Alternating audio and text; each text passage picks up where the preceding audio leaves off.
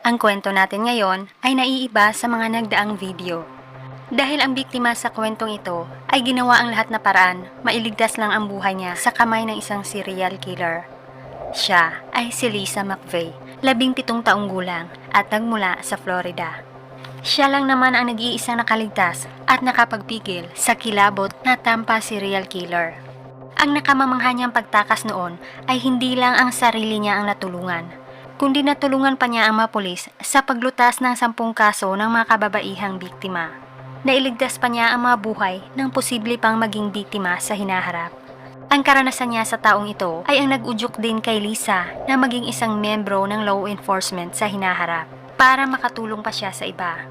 Sa kasalukuyan, si Lisa ay isa ng miyembro sa Hillsborough County Sheriff's Office, ang same department na tumulong sa kanya sa pagtugis sa kanyang salarin noong 1984. Maliban dito ay naging motivational speaker din siya sa mga kababaihan.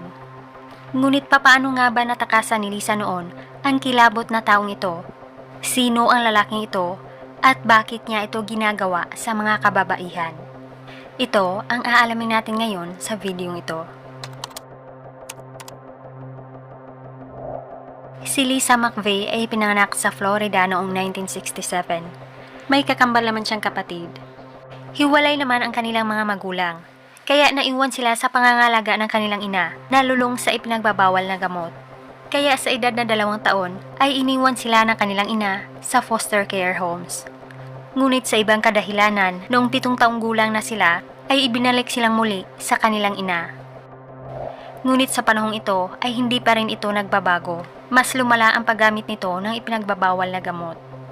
Dahil dito, napabayaan na naman sila. Kaya iniwan sila sa pangangalaga ng kanilang lola na nasa Tampa, Florida. Ngunit dito ay magsisimula pa lang ang kalbaryo ni Lisa. At ito ay sa pamamagitan ng nobyo ng kanyang lola. At ang lalaking ito ay ang unang taong sisira sa kanyang pagkatao bago pa man darating sa kanyang buhay ang Tampa serial killer. Nagsimula ang kalbaryo ni Lisa noong 13 taong gulang na siya. Gabi-gabi na lang ay sinasaktan siya at ginagalaw ng nobyo ng kanyang lola. Palagi siyang tinatakot nito ng baril, kaya si Lisa ay tahimik na lang nagdurusa sa kamay ng lalaking ito. Hindi din niya magawang makapagsumbong dahil binalaan na siya nito na kung magsusumbong siya ay tatapusin daw nito ang kanyang kambal.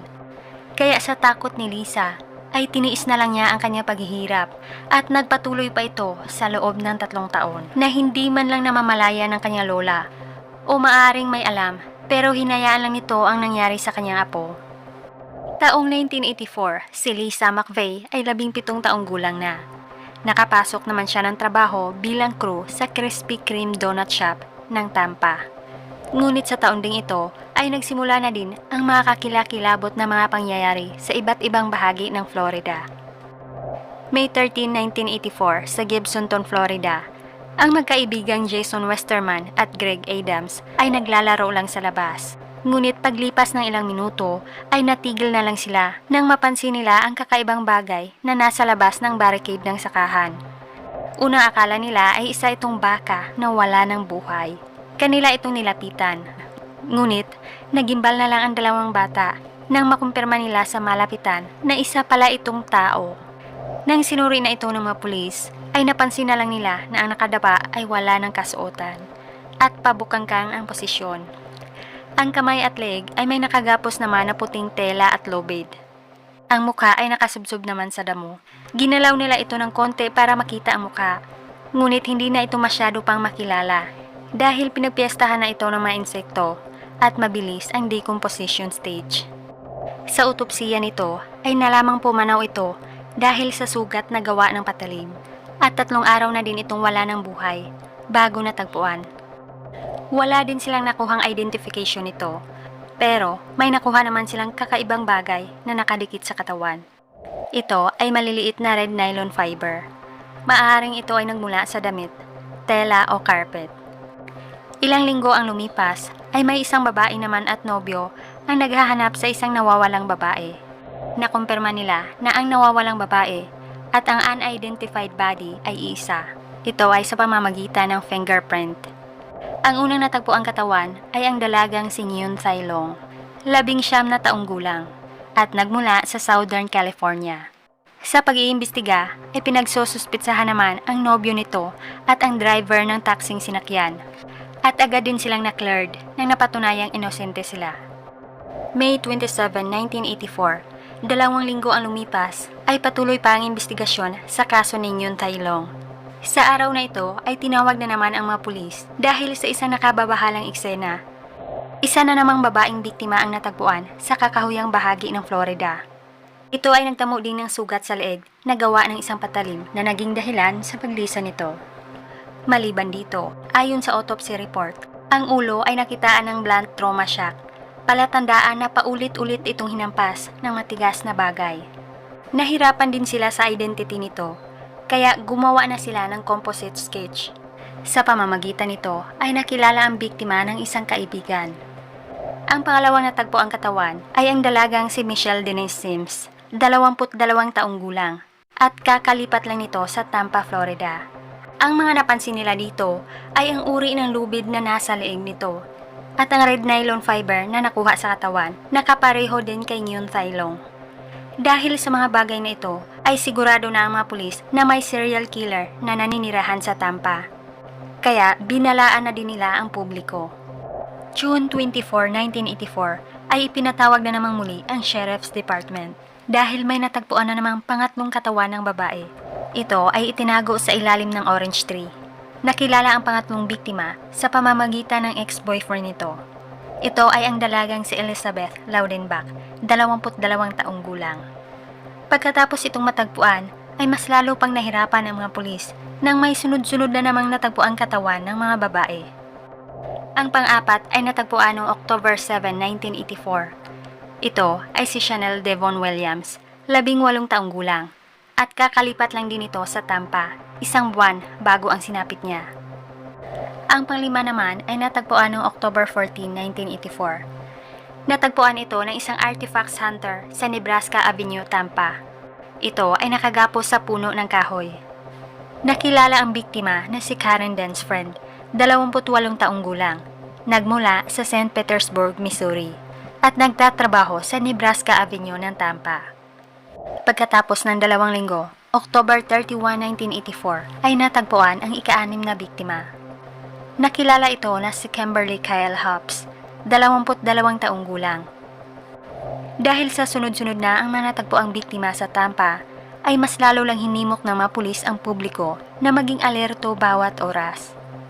Sa mga biktimang natagpuan nila, ay wala pa din silang panibagong lead na nakuha na makakapagtukoy kung sino ang Tampa Killer.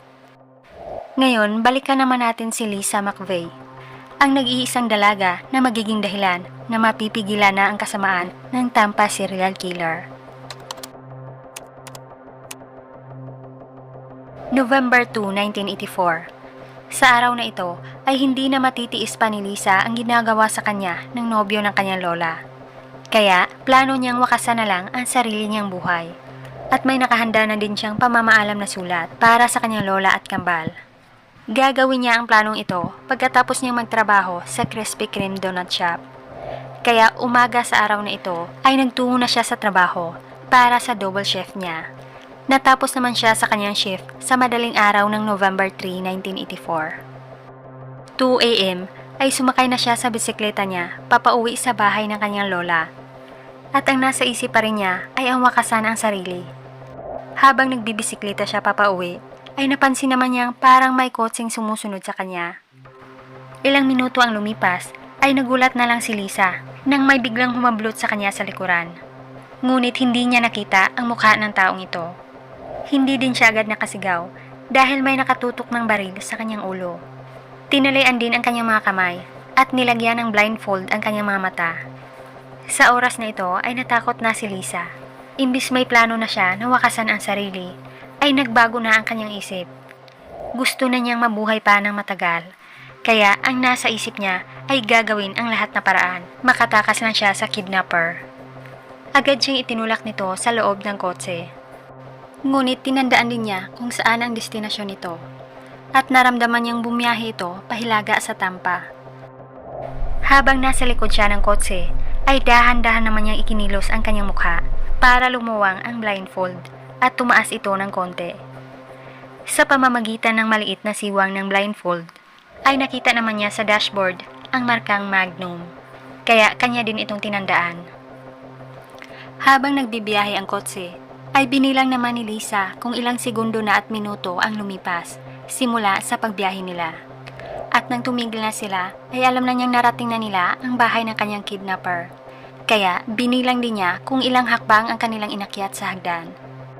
Nang itinulak na siya sa kwarto, ay nagmamakaawa naman si Lisa.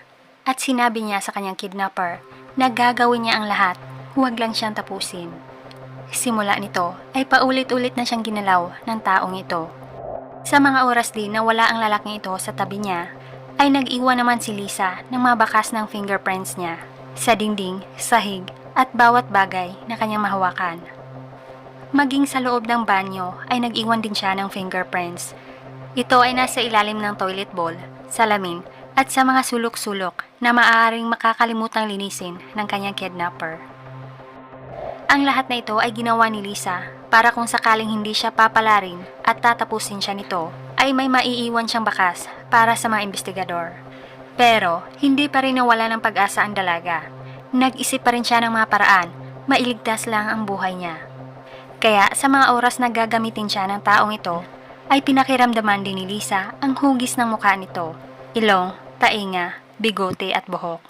Kanya itong tinandaan para matukoy niya kung sino ang kanyang kidnapper sakaling makatakas siya.